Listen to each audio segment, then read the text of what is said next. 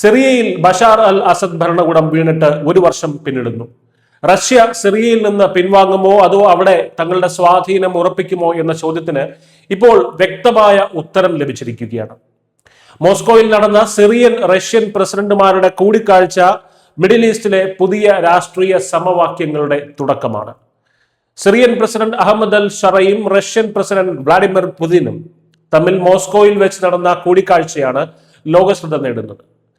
സിറിയയിലെ റഷ്യൻ സൈനിക താവളങ്ങളുടെ ഭാവിയും സുരക്ഷയുമായിരുന്നു ചർച്ചയിലെ പ്രധാന വിഷയം. റഷ്യയുടെ ദീർഘകാല സഖ്യകക്ഷിയായിരുന്ന അസദിനെ പുറത്താക്കിയാണ് അൽ ഷറ അധികാരത്തിലെത്തിയത്.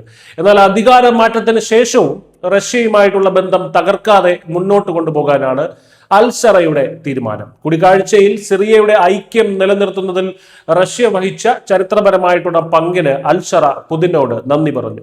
തിരിച്ച് സിറിയയുടെ പ്രാദേശിക അഖണ്ഡത വീണ്ടെടുക്കാനുള്ള അൽ ഷറയുടെ ശ്രമങ്ങൾക്ക് പുതിൻ പൂർണ്ണ പിന്തുണയും വാഗ്ദാനം ചെയ്തു.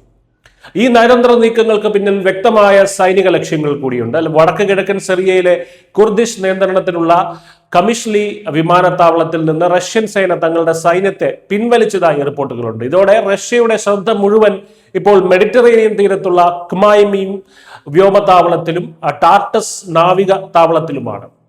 മുൻ സോവിയറ്റ് യൂണിയന് പുറത്ത് റഷ്യയ്ക്ക് അവശേഷിക്കുന്ന ഏക സൈനിക ഔട്ട്പോസ്റ്റുകളാണ് ഇവ എന്നത് ഇതിന്റെ പ്രാധാന്യം വർദ്ധിപ്പിക്കുന്നുമുണ്ട്.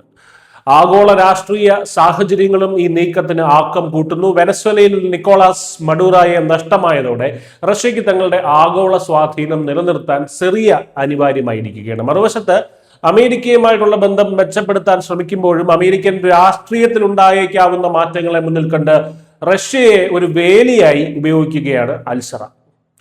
ഇറാനെ അകറ്റി നിർത്തുന്നിടത്തോളം റഷ്യയുമായിട്ടുള്ള സിറിയയുടെ ബന്ധത്തെ അമേരിക്കയിലെ റിപ്പബ്ലിക്കൻ പാർട്ടി എതിർക്കാൻ സാധ്യതയില്ല എന്നതും അൽ ഷറയുടെ പ്രായോഗികമായിട്ടുള്ള സമീപനത്തിന്റെ ഭാഗമാണ്.